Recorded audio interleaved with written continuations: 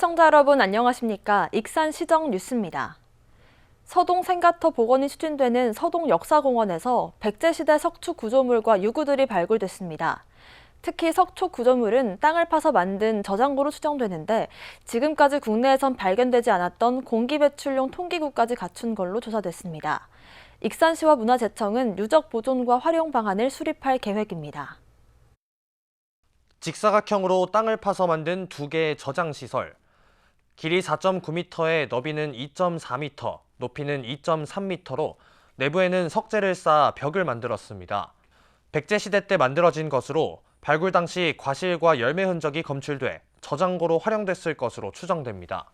특히 저장 공간부터 땅 표면까지 50cm 간격으로 뚫린 3개의 돌출구는 지금까지 국내에서 발견되지 않았던 공기 배출용 통기구입니다. 저장고 안에서는 익산 왕궁리 유적에서 출토된 유물과 같은 벼루 조각과 낮은 굽다리가 달린 작은 그릇, 도장을 찍은 기와 등도 나왔습니다. 특히 백제시대 저장고는 왕도였던 공주 공산성과 부여 관북리 유적 등에서만 확인됐지만 익산에서도 이 같은 구조물이 나온 만큼 백제 왕실 문화를 살펴볼 수 있는 중요한 유적으로 여겨지고 있습니다. 후기에 저온 저장고가 발견됐는데요. 가장 큰 특징은 이 공기의 순환 원리를 이용해서 축조되었다는 점입니다. 문화재청과 전북문화재연구원은 서동역사공원 조성 부지 발굴 조사를 확대할 계획입니다. 지난해 7월부터 이뤄진 발굴 조사를 통해 백제시대 저장고 외에도 조선시대의 기와 가마 등 16기의 유구가 확인됐기 때문입니다. 앞으로 추가 발굴이 진행되면 더 많은 유적이 발굴될 것으로 예상하고 있습니다. 익산 지역에는 왕궁, 왕릉, 관방 그리고 사찰 유적 등 백제 왕도 유적이 잘 남아 있습니다. 이번 이 유적 주변 조사를 하게 된다면 아마 이러한 왕도 유적과 더불어 매우 의미 있는 유적이 발견될 것으로 생각됩니다. 추가 발굴을 위해 앞으로 서동역사공원 정비 사업에 대한 계획 변경이 이뤄질 전망입니다. 익산시는 13만 7천 제곱미터 부지에 오는 2024년까지 194억 원을 들여 서동생가 복원과 전망대 및 방문객 센터 건립 등에 나선 상태입니다. 앞으로 문화재청과 협의를 거쳐 유적 활용 방안 등이 접목될 계획입니다. 현재 지금 서동생가터 정비 사업을 진행을 위해서 발굴을 하고 있는데 발굴 결과에 따라서 일부의 정비 수정이 필요한데 그 부분은 문화청과 협의해서 단계적으로 정비해 나가도록 하겠습니다. 서동역사공원 정비사업 현장에서 발굴된 백제 석축 구조물을 비롯한 다양한 유구와 유적들. 익산이 백제 왕도였다는 역사적 근거가 또다시 확인됐다는 평가가 나오고 있습니다. 도내 국가산업단지 경쟁력을 높이기 위해 산업단지를 연결하는 도로망을 구축해야 한다는 제안이 나왔습니다. 전북연구원은 전주의 탄소, 익산의 식품, 완주의 수소 등 개별 산업단지의 연결 도로망을 구축해야 한다고 주장했습니다. 호남고속도로 익산 분기점을 중심으로 반경 10km 내에 위치한 3개 산업단지의 접근성과 이동성을 높이기 위해 세부 연결 도로망이 필요하다는 겁니다. 이를 위해 교토교통부가 오는 2026년부터 시행하는 제6차 국도국지도 5개년 계획에 이러한 도로망 구축 계획이 반영해야 한다고 강조했습니다. 익산시가 상반기까지 5,478억 원을 신속하게 집행할 계획입니다. 익산시는 22일 2023년 지방재정 신속집행 추진상황 보고회를 갖고 전체 9,055억 원의 60.5%를 상반기까지 집행하기로 했습니다. 익산시는 지난달부터 추진 상황을 점검하고 부서별 예산 집행 상황과 애로사항을 공유하는 등 신속 집행에 속도를 내고 있습니다.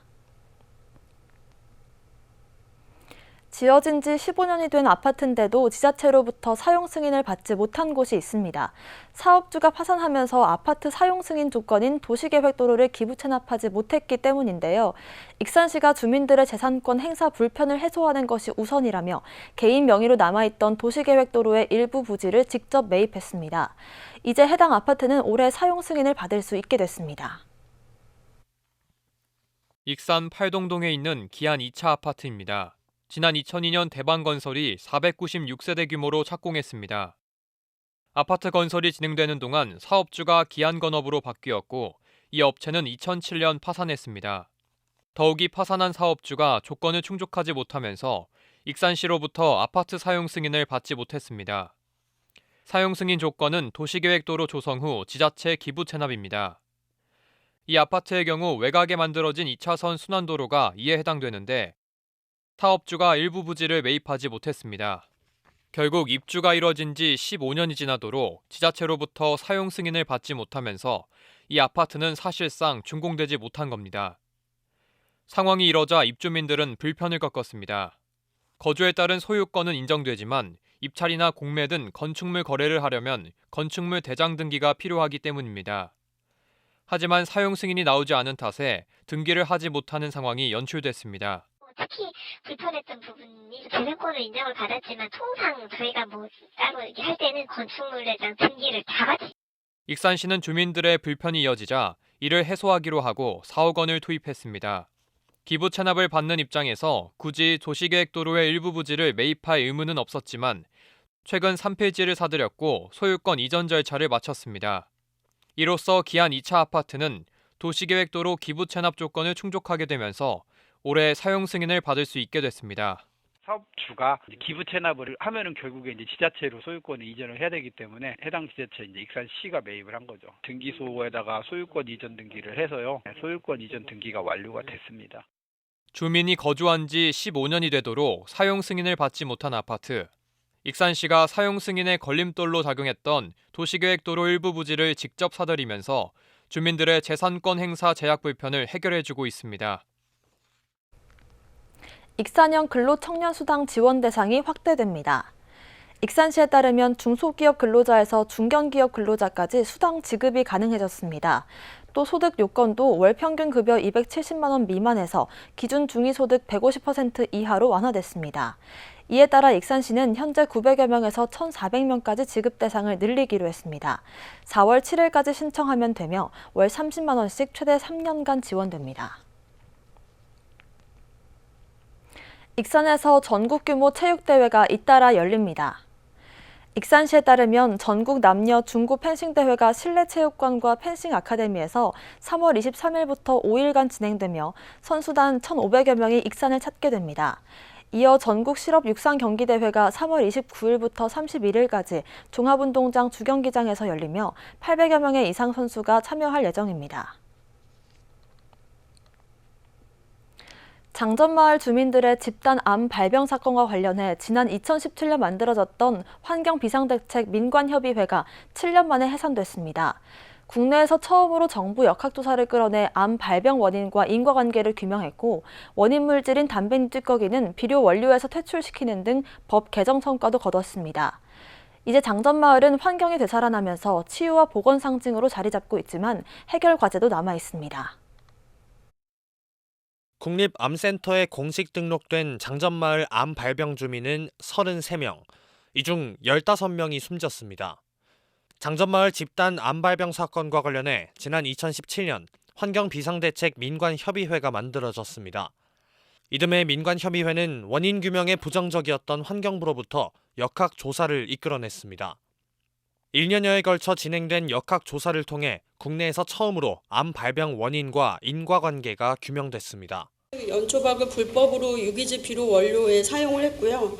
허술한 방지시설 관리로 인해서 건조 과정 중에 휘발되는 연초박 내 TSNA가 대기 중으로 이제 배출이 돼서 장전마을에 영향을 주었고 이로 인해서 금강림산과 주민 암 발생 간에 역학적 관련성이 있는 것으로 판단된다로 결론을 내렸습니다. 이처럼 원인 규명이 이뤄지자 후속 대책도 속도를 냈습니다. 환경 문제에 대한 역학조사를 진행할 때 방해 금지와 자료 성실 제출 등이 가능하도록 환경법 개정을 이끌어냈습니다. 또 장전마을 주민 암 발병의 직접적인 원인 물질로 밝혀진 담뱃잎 찌꺼기를 비료 원료로 사용할 수 없도록 비료관리법 개정도 이뤄졌습니다. 가장 주범이었던 연초박. 연초박이 원래 비료관리법에 의해서 비료 연료로 사용할 수 있게끔 되어 있었거든요. 이게 퇴출됐습니다. 앞으로 더 이상 비료 원료로 사용할 수 없게끔. 죽음의 마을로 불려졌던 장전마을에도 희망의 씨앗이 다시 잉태됐습니다. 법정 다툼이 이어지기는 했지만 주민들은 피해 보상을 받았습니다. 여기에 환경오염원 제거와 복지센터와 보건진료소 건립, 주민태양광 사업 구축 등 12개 사후관리 사업을 통해 장전마을 공동체가 회복됐고 수달 등 다양한 생물군이 서식하는 환경으로 바뀌었습니다. 사후 관리 용역 결과에서 더 이상 오염물질이 발견되지 않음에 따라 이달로 장전마을 환경비상대책 민관협의회는 해산이 결정됐습니다. 7년간의 활동에 종지부를 찍은 민관협의회는 장전마을이 잊혀지지 않아야 한다고 강조합니다. 최근 원광대병원의 주민건강관리 사업이 종료됐지만 아직도 주민들은 암투병 생활을 하고 있기 때문입니다. 앞으로 이제 이게 치유되려면 시간이 더 필요하지 않습니까? 현재도 암으로 투병하고 있기 때문에 꾸준히 익산시가 모니터해서 주민들의 좀 질병 관리를 해줄 필요가 있다 생각을 합니다. 장전마을의 환경마을 조성도 속도를 내야 합니다. 옛 금강농산 비료공장과 사무동은 존치하기로 결정된 상황. 65억 원이 투입되는 생태축 복원 사업과 함께 이들 시설물을 중심으로 한 환경교육장이 제대로 만들어진다면 장전마을은 국내 대표적인 환경마을로 탈바꿈될 수 있을 것으로 보입니다. 뭔가 의식 변화가 요구되잖아요. 그래서 장전마을 찾게 될 텐데 이게 잘 꾸며져 가지고 비료공장이 환경교육장으로서 좀 탈바꿈되는 그런 노력을 전라북도 익산시가 해주기를 바라고요. 기업의 이윤 추구와 행정당국의 관리 부실 등으로 주민들의 집단 암이 발병되면서 국내의 대표적인 환경 문제로 떠올랐던 장전마을. 이를 바로잡기 위해 만들어진 환경비상대책 민관협의회가 7년 만에 해산되고 장전마을은 치유와 복원의 상징으로 자리 잡아가고 있습니다. 진호건 전남도의원과 연합청년회장 등 곡성군 관계자 40여 명이 3월 24일 청년시청을 방문, 벤치마킹했습니다.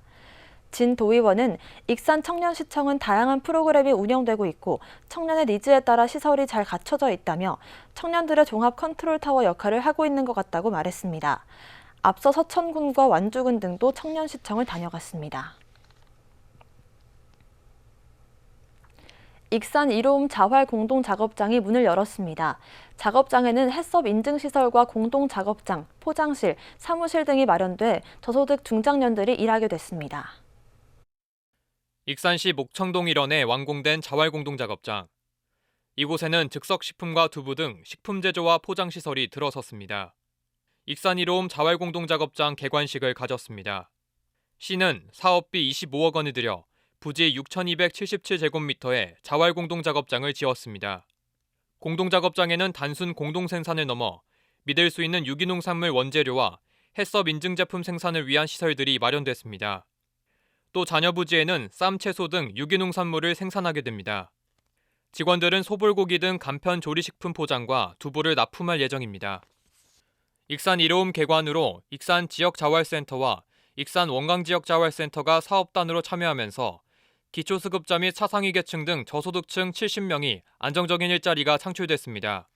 네, 저희 익산 지역 내에 경제적으로 어려운 주민분들께서 사회적으로 그런 노동력을 팔고 싶어도 못 팔았었는데 이런 공동 작업장을 통해서 소득 증대도 하고 자활 자립을 꿈꿀 수 있는 공간이 마련되었다라고 하는 지점에서 가장 큰 의의가 있겠고요. 이번 자활공동작업장 건립으로 저소득층의 소득 증대와 자활 자립에 도움을 주고 건강한 먹거리까지 시민들에게 공급하게 됩니다. 저희가 처음에 이제 손으로만 이렇게 하잖아요. 했었는데 지금은 이렇게 기계들이 다 있으니까 기계로 하면 사람이 하는 것보다 훨씬 빨리 되잖아요. 그렇게 하면은 수입이 아무래도 많아지겠죠. 그러면 저희가 이제 성과금이라는 것도 좀 생기고 그러면 이제 저희 봉급도 좀씩 두꺼워지겠죠. 그러면은 아무래도 좀 삶의 질이 조금 더 높아지지 않을까요? 익산 자활공동작업장은 4억 원 이상의 연매출이 기대되고 근로자들은 이에 따른 인센티브를 받게 됩니다. 또한 내년에는 물류센터를 건립해 소금 유통 사업으로 확장할 계획입니다. 여기서 열심히 해서 기술, 노하우 개발하셔서 이제 창업도 하셔야 돼. 이제 결국 사장님이 되셔야 돼. 여러분들이 잘하신 분들은 자립할 수 있도록 단순히 자립 아니라 창업을 할 수 있도록 거기까지 저희들이 최대한 신경을 써야 되겠다는 말씀을 드립니다. 익산 자활공동작업장 건립으로 저소득 중장년들이 안정적인 일자리를 얻을 것으로 전망됩니다. 익산 농촌지역 빈집이 귀농 귀촌인과 주거 취약계층의 정착을 돕는 희망하우스로 활용됩니다. 희망하우스 빈집 재생사업 대상은 6개월 이상 빈집으로 접근성, 노후도, 소유권 등의 확인 절차를 거친 뒤 최소 4년간 무상임대 조건으로 집마다 2,500만 원의 사업비가 지원됩니다. 빈집 입주 자격은 귀농 귀촌인과 주거 취약계층 등으로 4년 동안 무상 거주가 가능합니다. 임대를 원하는 시민은 4월 30일까지 익산시 주택문화창의센터에 신청하면 됩니다. 익산시가 코레일과 공동으로 전용버스와 열차 운임을 할인하는 봄맞이 열차 관광 상품인 익산 봄나들이 설렘 패키지를 출시했습니다. 기차를 이용하는 개별 소규모 여행객들이 증가하는 흐름에 맞춰 서울에서 KTX 기준 1시간 10분 정도 거리인 장점과 SNS 인생샷을 결합했습니다. 봄나들이 설렘 코스는 익산역에서 출발해 나바위 성당, 고수랑 및 이화동산, 미륵사지 등을 거쳐 익산역으로 돌아옵니다. 희망자는 스마트폰 어플 코레일톡과 렛츠코레일 사이트에서 4월 20일까지 예약할 수 있습니다. 다음은 읍면동 소식입니다.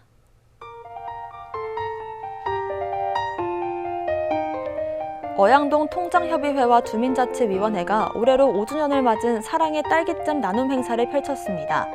우리 지역 딸기 약 1.3톤을 손수 손질해 방부제나 색소 첨가 없이 만든 딸기잼 판매 수익금 일부를 관내 소외 이웃 지원에 사용될 예정입니다.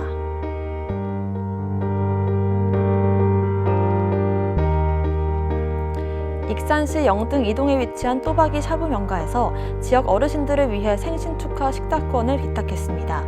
이번에 기탁된 식사권은 취약계층 어르신 40명에게 지원될 예정입니다.